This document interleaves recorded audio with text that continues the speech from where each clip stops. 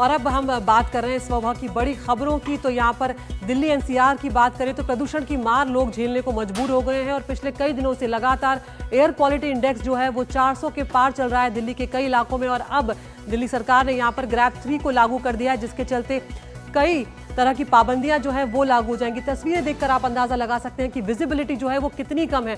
आज सुबह 6 साढ़े 6 बजे के आसपास विजिबिलिटी जो है वो 600 मीटर तक दर्ज की गई, यानी कि आप आधा किलोमीटर से ज्यादा आगे तक का देख नहीं पाएंगे। तो विमान जो है वो प्रभावित हुए, विमान सेवा, रेल सेवाएं जो हैं वो लगातार प्रभावित हुई हैं। हमारे दो सहयोगी हमारे साथ इस वक्त जुड़ने जा रहे हैं, रवीश रंजन शुक्ला और शुभांग सिंह ठाकुर। रवीश, पहले मैं आपके पास आऊंगी, तस्वीरें भी दिखाएं रवीश, और अब किस तरह के इंतजाम जो है वो किए जाएंगे, क्योंकि अब तक जो भी कोशिशें की गई हैं रवीश वो नाकाफी साबित हुई हैं।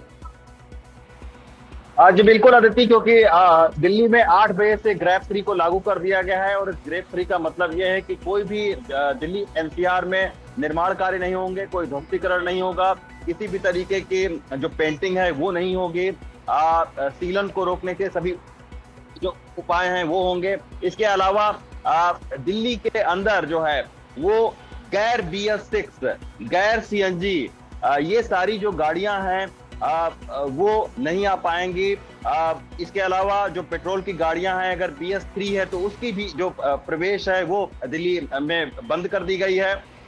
इसका मतलब यही है, ये भी सलाह दी गई है राज्यों को कि अगर इस तरीके का प्रदूषण है तो आप जो है वो क्लासेस को ऑनलाइन करिए। दिल्ली सरकार ने क्लासेस को ऑनलाइन भी कर दिया है, 5th तक की जो क्लासेस हैं वो अब ऑनलाइन चलेंगे।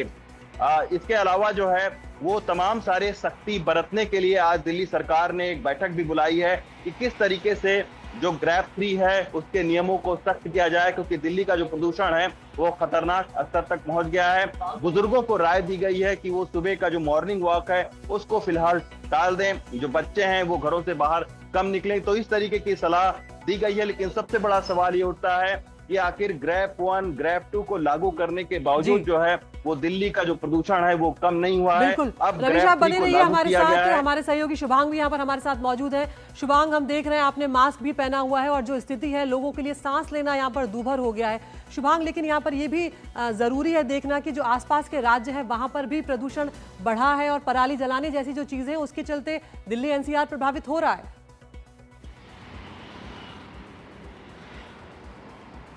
जी बिल्कुल अदिति, देखिए इस वक्त दिल्ली का AQI 409 पर दर्ज किया गया है। एक बार मैं आपको तस्वीरें ज़रूर दिखाना चाहूँगा, क्योंकि 7 बजे के करीब जो दिल्ली एयरपोर्ट की विजिबिलिटी है वो 400 मीटर दर्ज की गई है। पालम में 500 और सफदरजंग में 400 मीटर। तो आप देख सकते हैं ऐसे में जो चलती गाड़ियाँ हैं उन्हें तकलीफ ज़रूर होगी, क्योंकि जो गाड़ी की गति है वो कम रखनी पड़ती है। जाहिर तौर पर हर साल की ये कहानी है, प्रदूषण बढ़ जाता है और अन्य राज्यों को भी इसका जिम्मेदार बताया जाता है।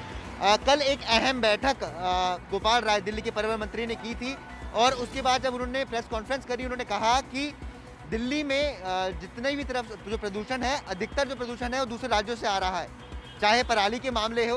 हालांकि उन्होंने ये भी कहा कि उनकी सरकार के आने के बाद से 80% पराली के मामले जो है वो कम हो गए हैं।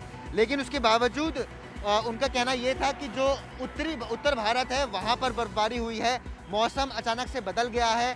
पंजाब में जितना भी ज़्यादा कोहरा था वो दिल्ली की तरफ आ गया है और इसकी वजह से हर तरफ घना कोहरा हो गया, धुंध की परत है और जो प्रदूषण है वो तेजी से बढ़ गया है। बिल्कुल, हालांकि अनुमान ये लगाया गया था जी। बहुत बहुत शुक्रिया शुभांग, रवीश, आप दोनों का। तो स्थिति हमारे दोनों सहयोगी आपको दिखा रहे हैं और तस्वीरें उनके पीछे की देख के हम अंदाजा लगा सकते हैं कि क्या स्थिति यहाँ पर बनी हुई है।